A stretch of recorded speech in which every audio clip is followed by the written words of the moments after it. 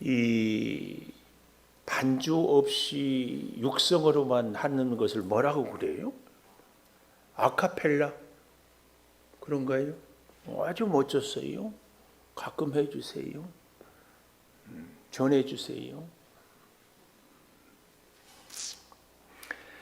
우리는 설교하기 전에 꼭 우리가 축복을 합니다. 처음에는 자기를 축복하고, 오늘도 주일 예배를 드리는 은송아 너는 하나님의 보석이다. 두 번째는 옆에 분을 축복하고, 세 번째는 주님의 은혜입니다. 고백합니다. 자, 해보겠습니다. 오늘도 주일 예배를 드리는 은송아, 자기 이름을 부르 너는 자는 하나님의 보석이다. 벌써 옆에 계신 분이 변함없이 주일 예배를 드리는 권사님, 하나님의 보석입니다. 보석입니다. 이 모든 것이 주님의 은혜입니다. 아멘, 아멘. 모든 성경은 쓸 때 그 배경이 있거든요. 오늘 이 시편 105편, 보통은 다윗이 시편을 많이 썼어요. 그러나 105편은 저자가 누군지를 모르는데 배경은 바벨론 포로로 끌려갔다가 다시 돌아왔는데 그때 너무나 현실이 암담하거든요. 왜냐하면 70년이나 포로로 갔다가 오니까 세상에 집들은 다 무너졌고 거기는 짐승들이, 여우들이 들락날락해. 우리도 빈집이면 막 쥐새끼들이 왔다 갔다 하잖아요. 거기다가 논밭에는 잡초가 묵어져 있고 막 돌짝들이 있고 그래가지고 도저히 살 수가 없어요. 그래서 후회가 되는 거예요. 후회가. 야, 바벨론에 있었으면 어떻게 먹고 사는 문제는 없었을 텐데 이게 도대체 웬일이냐. 이런 이스라엘 백성들에게 하나님이 감동을 해서 이 시편 105편을 쓰게 하는 겁니다.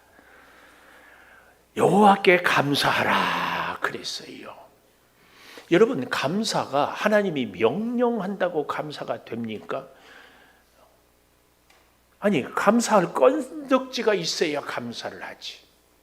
물론 여기서 이 감사는 먹을 것이 없는 사람들에 비해서 그래도 나는 먹을 것이 있으니까 상대적으로, 중환자실에 누워있는 분에 비해서 그래도 나는 건강하니까 상대적인 감사가 아닙니다. 오늘 본문의 말씀에 여호와께 감사하고 감사하라 이 말은 명령입니다. 명령. 성경의 감사는요, 오늘 본문뿐만 아니라 사실은 모든 본문이 다 명령입니다. 여호와께 감사하라. 데살로니가 전서 5장 18절. 오늘은 참고 구절이 많아서 방송실이 범사에 감사하라. 이 범사란 말은 모든 일에 감사하라. 이것이 그리스도 예수 안에서 너희를 향하신 하나님의 뜻이다. 이 뜻을요, 오해하면 안 됩니다. 이것이 너희를 향하신 하나님의 계획이다. 이 말이 아니에요. 그럼 무슨 말이에요? 이것이 너희를 향하신 하나님의 의지다. 그 말이에요. 우리가 이제 성도된 우리가 새벽 기도를 해야 되겠다. 딱 결심을 해요. 근데 결심한다고 해가지고 됩니까? 피곤해서 못 일어나고 습관이 안 돼서 못 일어나고 일이 바빠서 못하게 되고 여러 가지가. 왜 그래요? 우리 인간이 약하기 때문에, 한계가 있기 때문에. 그러나 우리 하나님은 전능하신 분입니다. 하나님은 영원하신 분입니다. 하나님은 어디에나 계시는 분입니다. 그 하나님께서 의지를 내가 이렇게 하겠다 그러면 반드시 그 일은 한다 못한다. 반드시 합니다. 예를 들어 빛이 있으라. 빛이 딱 있는 거예요. 이 하나님께서 범사에 감사하라. 그리스도 예수 안에서 너희를 향한 하나님의 의지다. 이 말은 반드시 감사하게 한다. 그 얘기입니다. 그 얘기. 하나님께서는요, 하나님의 계획을 세우고 반드시 성취하고 이루겠다. 그러면 그대로 되어지는 것입니다. 하나님의 의도로 하나님의 목적지까지 반드시 감사하게 합니다. 여러분, 범사에 감사하라 할 때 이 감사의 주체는 우리 사람이 아닙니다. 우리가 늘 오해하고 실수하는 것이 감사는 내가 해야 감사지 이런 생각을 합니다. 감사는 하나님이 주역입니다. 하나님이 주체예요. 하나님이 감사해라. 우리는 그 말씀에 순종해서 감사할 뿐입니다. 감사는 내가 선택할 수 있는 것이 아니에요. 군인들이 돌격 앞으로 그러면은 돌격해 가야 되는 겁니다. 만약에 군인들이 절격 앞으로 했는데 나는 무서워 못 가요. 돌아서면 뒤에서 지휘관이 총을 쏘고 사살을 해요. 그래야 군대가 서는 겁니다. 하물며 하나님의 명령은 더 말할 나위도 없다. 범사에 감사하라. 하나님의 절대 명령이다. 그 얘기입니다. 그런데요, 감사의 주체는 하나님인데 오늘 여기 1절에 보니까 그의 이름을 불러 아뢰며 그랬습니다. 이 불러 아뢰며 두 가지 의미가 있는데요. 히브리어로 카라 그 말이에요. 혹시 우리 젊은 친구들은 카라 걸그룹 아세요? 몰라요? 아시는 분들은 젊은 분들이고 모르는 분들은 뭐 이미자나 하는 분들은 연세가 드시는 분들이고 카라는 모르는데 이미자 안다. 그럼 나는 나이 들었다. 이미자는 모르는데 카라는 안다. 나는 젊었다. 그렇게 이 카라 히브리어로 이 말은요 이런 의미가 있어요. 그 첫째로는 불러 그랬잖아요. 백성들을 소집한다. 백성들을 소집한다. 우리 교회가요 헬라어로 에클레시아 이 말은 하나님이 부른 사람들의 모임 이게 에클레시아예요. 교회는 건물이 또 물론 보이는 교회이지만 건물보다 더 중요한 것이 하나님이 부른 사람들의 모임. 사람이 모였다고 교회가 아니에요. 하나님이 부르지 않은 사람들을 모이면 뭐 운동을 할 수도 있고 계를 할 수도 있고 요즘에는 뭐 축제를 할 수도 있고 이런 것들은 교회가 아닙니다. 교회는 하나님이 부른 사람들의 모임이 교회다 그 말이에요. 그래서 백성들을 소집한다는 의미가 있고 두 번째로는 그 소집된 백성들에게 토라 말씀을 외워 들린다. 이게 그래서 아랜다. 하나님께서 카라라 이 말은 백성들을 다 불러서 소집해서 아래요. 뭘? 하나님의 말씀을 아뢰는 겁니다. 결국 불러 아랜다 이 말은 하나님의 말씀을 듣기 위해서 모은다 그런 뜻이에요. 그러니까 오늘날도 교회 여러분 교회에 와서 그런 분들이 있어요. 와, 창조교회 커피 마셨다고 그러더라. 커피만 마시고 가는 분들이 있어요. 이분들은 아니에요. 우리가 교회에 오는 가장 중요한 목적은 하나님의 말씀을 들어야 돼요. 하나님의 말씀을 듣고 그런데 또 듣고 그리고 또 듣고 들어야 됩니다. 왜 그래야 하는가는 이제 나중에 이유가 나오는데요. 자, 먼저 생각해 보면 하나님의 말씀이 들려지지 않아서 광야 40년 동안 이스라엘 백성들이 하나님을 불평하고 원망하는 일들이 계속되었어요. 왜 그랬을까요? 하나님의 약속, 반드시 너희를 적과 꿀이 흐르는 땅으로 인도하겠다는 하나님의 약속, 이 하나님의 언약을 잊어버렸어요. 왜 그랬을까요? 말씀을 듣고 또 듣지 못하기 때문에. 그래서 사랑하는 여러분, 우리는 하나님의 말씀을 듣고 또 듣고 또 듣고 또 들어야 돼요. 그래서 일을 할 때도 말씀이 생각나고 걸을 때도 생각나고 낮에도 저녁에도 피곤할 때도 아플 때도 평안할 때도 좋을 때도 하나님의 말씀이 또 생각나고 또 생각나고 또 생각나고 또 생각나고 아이고 또 하다가 숨 가빠 죽겠어. 얼른 아멘을 하면은 내가 안 그럴 텐데.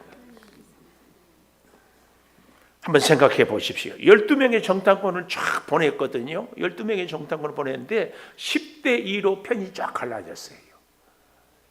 우리 민주주의는요. 10대 2면은 당연히 10명 쪽으로 가잖아요. 근데 교회는 절대 민주주의가 아니에요. 출애굽의 역사를 보면 광야교회라고 하는데 백성들이 다 돌아가자 그러면 모세가 돌아가야 되잖아요. 그러나 모세는 하나님의 뜻을 따라서 돌아가자고 소리치고 원망해도 가나안 땅을 향하여 하나님의 뜻을 따라서 가는 겁니다. 교회는 목사의 뜻대로 돼도 안 됩니다. 우리 장로님들이나 혹은 숫자가 많다고 그쪽으로 가도 안 됩니다. 하나님의 뜻이 어디에 있는가? 여기에 가야 돼. 그래서 우리 인생은요 늘 하나님의 뜻을 찾고 구하고 따라야 돼요. 그렇게 할 수 있는 가장 좋은 비결, 가장 확실한 길이 뭐예요? 말씀 듣는 거지. 이 성경은 그래서 펴고, 그래서 성경을 듣고, 그리고 성경을 공부하고, 그리고 성경을 깨달아야 하는 이것이 하나님을 알고 하나님의 뜻을 알고 하나님이 얼마나 우리를 사랑하는지를 알아야 됩니다. 자, 보십시오. 민수기 13장 24절, 25절 이하에 보면 이렇게 얘기합니다. 40일 동안 땅을 정탐하기를 마치고 돌아왔다. 12명이 가서요. 26절에 보니까 바란 광야 가데스 바네아라고 그러지요. 거기서 보냈고 거기로 다시 돌아왔어요. 모세와 아론과 이스라엘 자손의 온 회중에게 나와 그들에게 보고하고 그 땅에 과일을 보였는데 성경에 보면은 두 장정이 막대기를 끼워서 그 과일 한 송이를 메고 올 정도로 그렇게 좋았어요. 27절 보십시오. 모세에게 말하여 이르되 당신이 우리를 보낸 땅에 간즉 과연 그 땅에 젖과 꿀이 흐르는데 이것이 그 땅의 과일입니다 하고 보여주는 거 얼마나 큰지. 28절 그러나 그 땅 거주민은 강하고, 누가 강하다고? 그 땅 거주민이 강하고, 또 심이 클 뿐 아니라 성읍은 견고하고 거기서 아낙 자손을 보았다. 29절 아말렉 자손은 남방 땅에 평지에 거주하고 햇사람과 여부스인은 또 어디에? 아모리 사람은 산지에 거주하고 가나안은 해변과 요단가에 거주했다. 요단강가에도 해변에도 산지에도 평지에도 골짜기에도 다 있어서 좋기는 하는데 도저히 우리가 갈 수 없는 땅이다.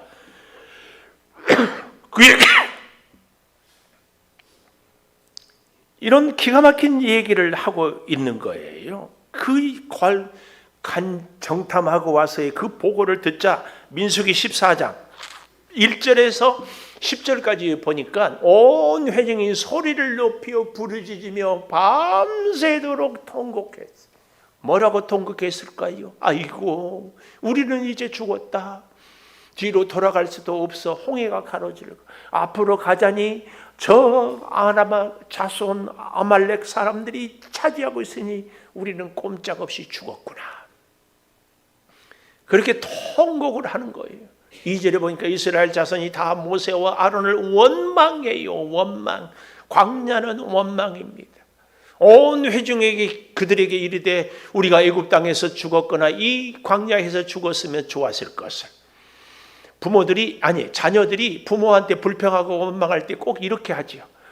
이렇게 좋은 것도 안 사주고 뒷바라지도 못할 것 같으면 뭐하러 나를 낳았어요. 그렇게 소리를 질러요. 그렇게 소리를 질러. 똑같아요. 2절, 3절에 가보십시오. 어찌하여 여호와가 우리를 그 땅으로 인도하여 칼에 쓰러지게 하려 하는가?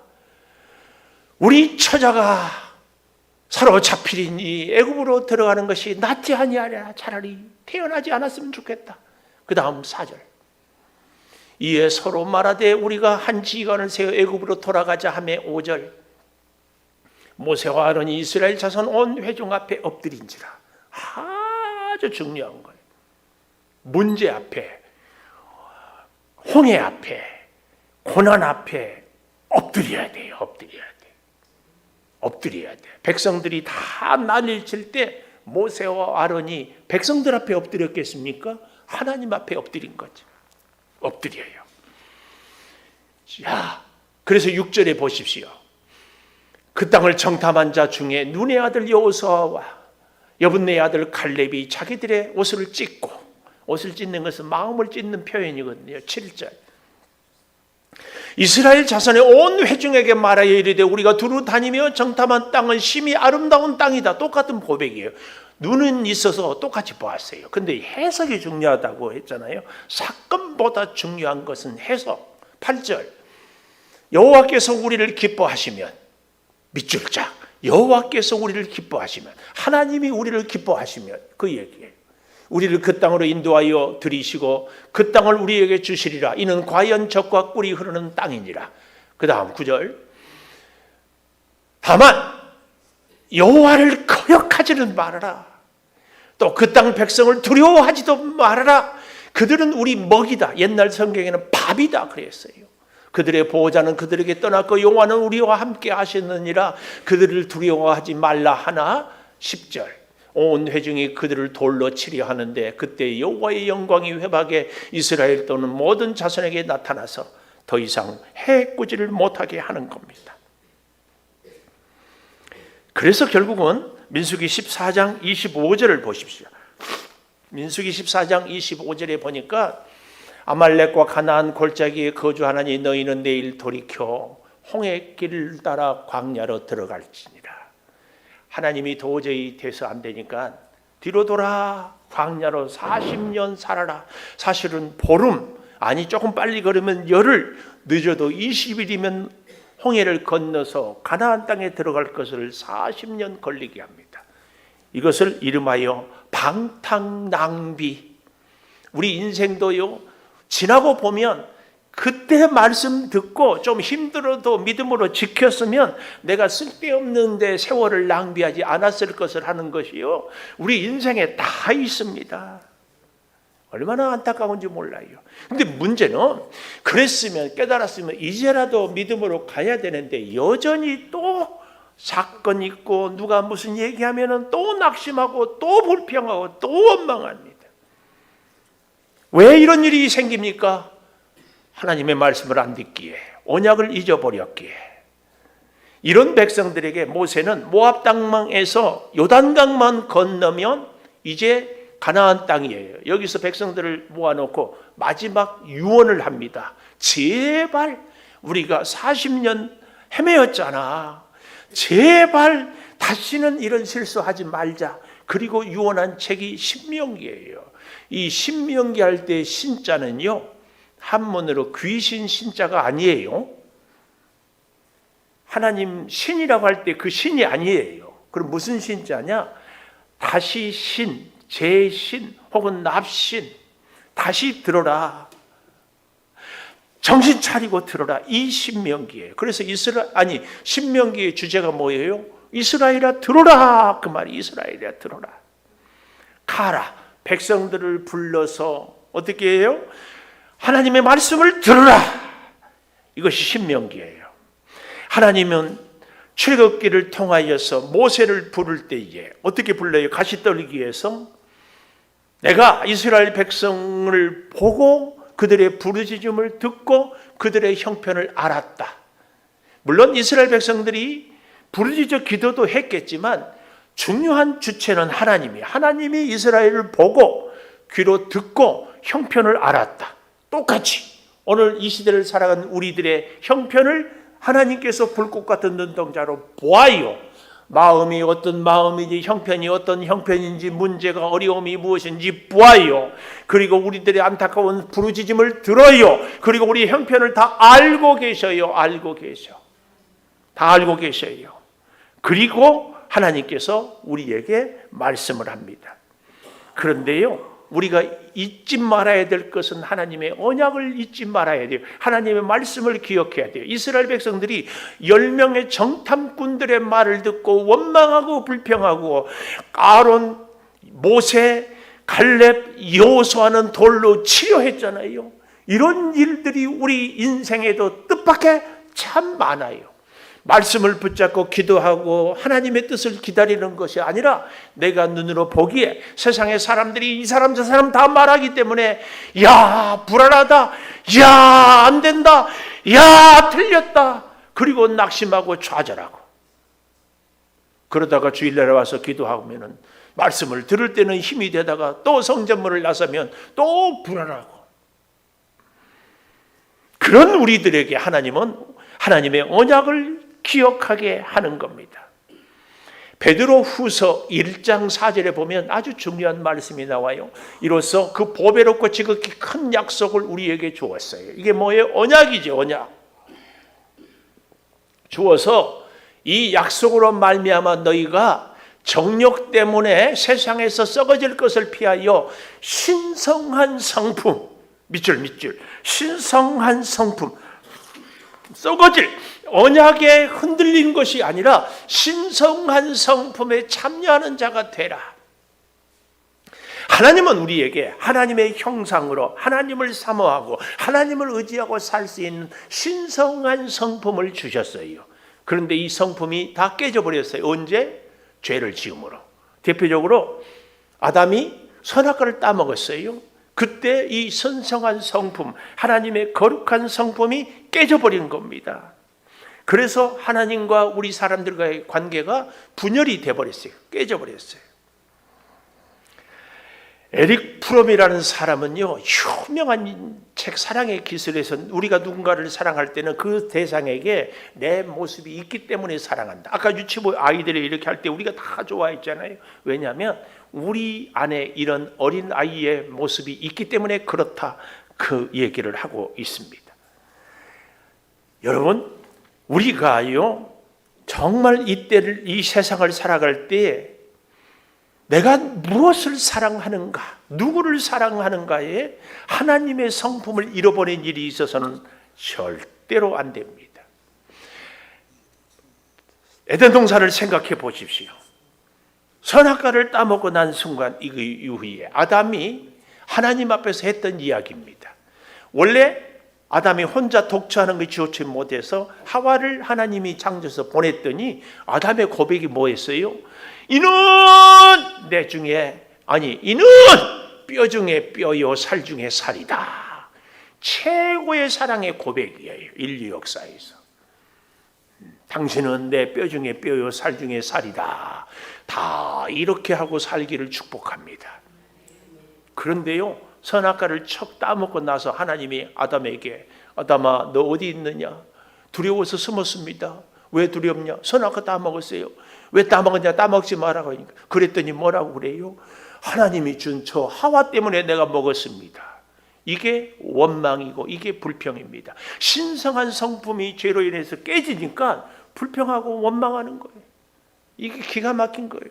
그래서 여러분, 우리 성도가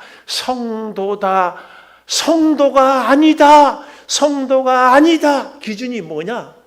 감사가 있느냐 없느냐로 구분 지을 수 있어요. 열심히 믿음 생활하고 기도하고 말씀을 많이 하는데 늘 불평하고 원망이 있다? 죄송하지만 하나님을 믿는 사람이라고 말할 수 없어요. 사람 관계에도요, 늘 내가 상대를 자랑하고 늘 상대에 대해서 감사하는 사람은요, 관계가 아주 좋아요. 그런데 저 인간 때문에 내가 못 산다, 그럼 볼 것도 없어요. 우리는 하나님에 대하여 늘 감사하는 것이 그만큼 중요한 것입니다. 오늘 여기 본문 2절에 보면 마지막에 이렇게 말하고 있어요. 기이한 일들을 말할지어다. 이 기이한 일들을 말할지어다, 이 말은 부활하신 예수님을 본 여인들이 제자들에게 가서 예수님이 살아나셨어요, 예수님이 살아나셨어요. 그러니까 서로 간에 아니야 내가 말할게, 이 여인이 말하고 저 여인이 말하고. 사도행전 4장 20절에도 보면은 그런 말씀들이 나와요. 베드로와 요한이 안진병을 일으키고 나서 제사장들이, 성전의 지도자들이 너희들 더 이상 예수 전하지 마 그랬더니 베드로가 하는 말이 우리가 보고 들은 것을 말하지 아니할 수 없다.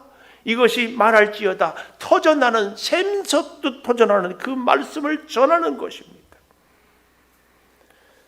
특별히 오늘 본문 우리는 잘 보아야 됩니다. 1절 마지막에 보면은 이렇게 말씀합니다. 만민 중에 알게 할지어다. 만민 중에 알게 하라. 이 말은 노래하라, 찬양하라, 감사하라, 그 말입니다. 창세기 14장에 보면은 아브라함의 조카 롯이 적들에게 전쟁에 끌려갔어요. 아브라함이 자기 사병 318명을 데리고 와서 구출해 올 때에 그 길에 나타난 사람인지 천사인지 시작도 없고 끝도 없는 멜기세덱이 나타나서 아브라함을 축복해요. 그때 아브라함이 깨닫지요. 야, 이 전쟁의 승리는 내가 잘난 것이 아니라 하나님께서 승리를 주셨구나. 그리고 10분의 1을 멜기세덱에게 드림으로 우리가 하나님의 사람으로 감사의 모습을 율법 이전에, 모세 이전에 아브라함이 하나님께 멜기세덱을 통하여 드린 것으로 보여주는 것입니다. 그래서요, 여러분, 이 감사는 율법이 아닙니다. 하나님을 진정 사랑하고 하나님의 명령을 따라 사는 사람, 감사합니다. 오늘 우리가 배고편 1절에서 4절까지만 보았지만 16절에서 19절까지에 보면은 더 실감나게 얘기를 하고 있어요. 16절 또 그가 또 그 땅에 기근이 들게 하사, 하나님이 요셉 창세기에 있었던 요셉 시절에 기근을 들게 하사, 그 얘기예요. 그들이 의지하고 있는 양식을 다 끊었어요. 하나님이 다 끊었어요. 그가 한 사람을 보내 앞서 보내셨음이 이어 요셉이 종으로 팔렸도다. 중요한 밑줄. 그가 한 사람을 앞서 보냈다. 그런데 요셉이 종으로 팔렸다. 하나님은 보냈고 사람들은 팔렸다고 생각을 하는 거예요. 이것이 굉장히 중요한 거예요. 우리는 이 땅을 살아가는데 하나님이 기근을 들게 했는데 내가 실수해서, 내가 잘못해서 이렇게 어렵게 산다, 이렇게 생각하는데요, 하나님은 전능하신 분이기 때문에 오늘 궁핍을 통해서, 오늘 나의 실수와 실패를 통해서 하나님을 보게 하는 겁니다. 우리는 이것을 깨달아야 돼요. 사실은요, 야곱이 그 12아들 요셉 빼고 나머지 11아들을 요셉 애굽에 보낼 때는 그 창세기를 잘 보면은 죽만 끓여 먹을 수 있었어도 요셉의 아들들을 식량 구하러 보내지 않습니다. 왜냐하면 수천 킬로를 짐승으로 그리고 터벅터벅 걸어갔다 올 때에 도둑을 만날지 어떤 위험을 겪을지 알 수 없어요. 그런데 왜 식량을 구하러 가야 됩니까? 다 죽게 생겼으니까. 이것이 하나님의 주특기입니다. 하나님의 주특기는 뭐예요? 우리를 끝까지 밀어붙입니다. 바닥까지 완전히, 그래서 숨쉬기도 곤란할 정도로 쫄딱 망하게 합니다. 병에 걸려서 사람으로는 더 이상 고칠 수 없게까지 하나님은 우리를 밀어붙여요. 그리고 하나님을 찾게 하는 것입니다. 야곱이 기근이 죽이라도 먹을 수 있었다면 안 보낸다니까요. 항복을 하지 않는다니까요. 그런데 그 10형제지요, 베냐민 빼고 요셉 앞에 촥 서니까 요셉은 한눈에 자기 형들인 줄 알았는데 형들은 요셉을 몰라봤어요. 이럴 때 쓰는 문자가 있어요. 뭐예요? 때린 놈은 잊어버려도 맞은 놈은 안 잊는다. 얘기 들어봤죠? 예, 부부간에도 때린 남편은 잊어버렸는데 얻어 터진 부인은 안 잊고 있어. 30년이 지나도 안 잊어버려. 그러니까 지금은 아멘 할 것이 아니라 집에 가서 무릎 착 꿇고 다시 이제 잊어버리세요. 앞으로 잘할게요. 회개를 해야 돼요. 회개는 하나님한테만 하면 안 된다고 했죠. 당사자한테. 학폭 알지? 학폭? 학교에서 막 운동선수들이 자기 때린 애는 몰라. 때린지도 모르고. 근데 맞은 사람은 잊을 수가 없어. 요셉은 안 잊혀지는 거예요.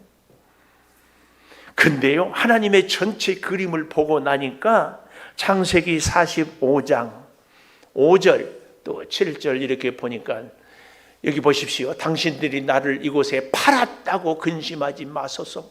한탄하지 마소서. 하나님이 생명을 구원하시려고 당신들보다 나를 먼저 보냈습니다. 사람들은 팔렸다고 하지만 하나님의 그 놀라운 그림을 보니까 하나님이 나를 보냈다. 저는 성도 여러분을 한 분 한 분 볼 때마다 하나님이 우리 창조교회에 보낸 줄 믿습니다. 서울에서 못 살고 강남에서 못 살고 큰 집에서 못 살고 이것 때문에 짜증내고 불평내고 원망한 분들은 회개하고 하나님이 나를 보내셨습니다. 옆에 계신 분에게 하나님이 나를 이곳에 보냈습니다. 하나님이 나를 보냈습니다. 그때부터 하나님의 설계가, 하나님의 그림이 새롭게 보이기 시작하는 거예요. 그 이후로요, 이 요셉이 참으로 놀랍게 형들에게 간곡히 부탁을 하고, 근데 창세기 50장 17절 21절에 17절에서 21절까지에 보면 창세기 50장 마지막 야곱 아버지가 죽고 나니까 형들이 또 겁을 먹었어요. 어떻게 해야 될까? 그럴 때 형님들 아무 걱정하지 마십시오. 하나님께서 이곳에 우리를 보내셨는데 우리를 살게 했는데 내가 어떻게 하나님을 대신하리까? 그러니까 하나님의 큰 섭리를 깨닫고 나니까 피해자도 가해자도 없고 오직 하나님만 있는 거예요. 그러니까 얻어 터진 사람이 아직도 30년 전의 일을 기억하고 있는 것은 어때요? 하나님의 그 놀라운 섭리를 아직 기억하지 못하는 거예요. 그런 아픔을 통하여 하나님의 크신 뜻을 팔려갈 때 정말 저는 마지막으로 여러분 창세기 39장 2절을 우리 한번 좀 방송실 부탁드려요. 보십시오. 여호와께서 요셉과 함께 하심으로 그가 형통한 자가 돼요. 형통.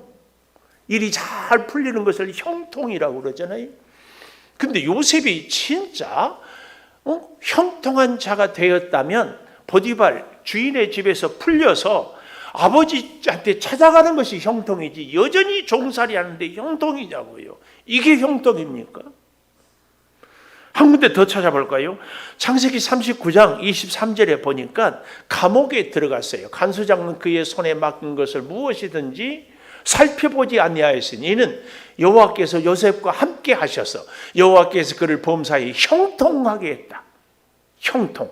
여전히 요셉은 어디에 있어요? 감옥에 있어요. 감옥에. 그런데 형통이에요. 오늘 결론으로 여러분에게 형통에 대해서 전해주고 싶어요. 형통은 히브리어로 찰라흐라는 말인데요. 4단계예요. 하나님의 계획이 내 인생을 통해서 진행되고 완성되는 것이 형통입니다. 한 번 들어서는 잊어버리니까 제가 또 하지. 잊어버리지 말라고. 형통이 뭐냐?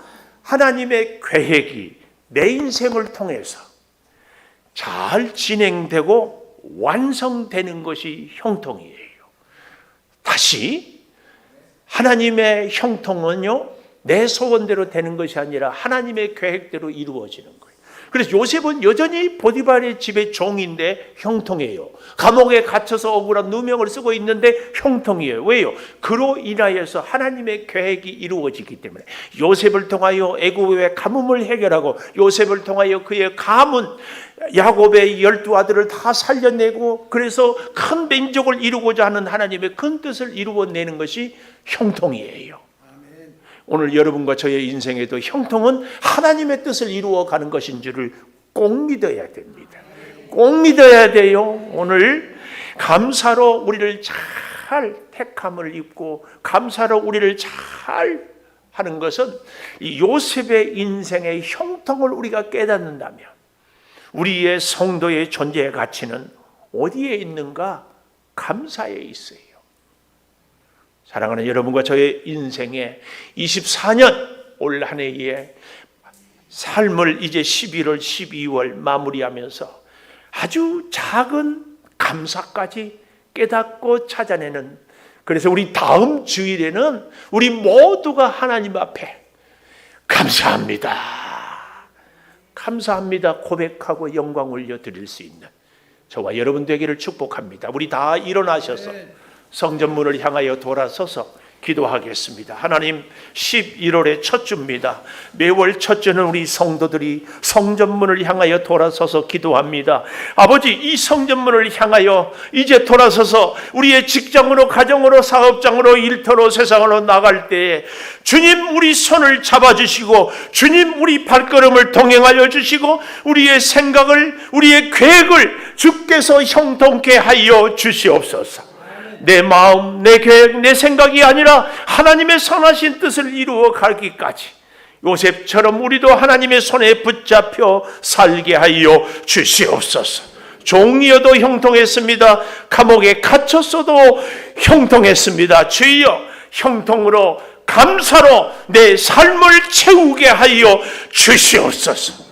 호흡을 주신 하나님, 건강을 주신 하나님, 우리로 하여금 하나님의 은혜를 깨닫게 하여 주신 하나님, 우리의 범사에 감사가 가득하게 도와 주시옵소서. 지금은 우리 주 예수 그리스도의 은혜와 아버지 하나님의 무한하신 사랑과 성령의 감동하심이 영원토록 함께 하시옵기를 간절히 축원하옵나이다. 아멘.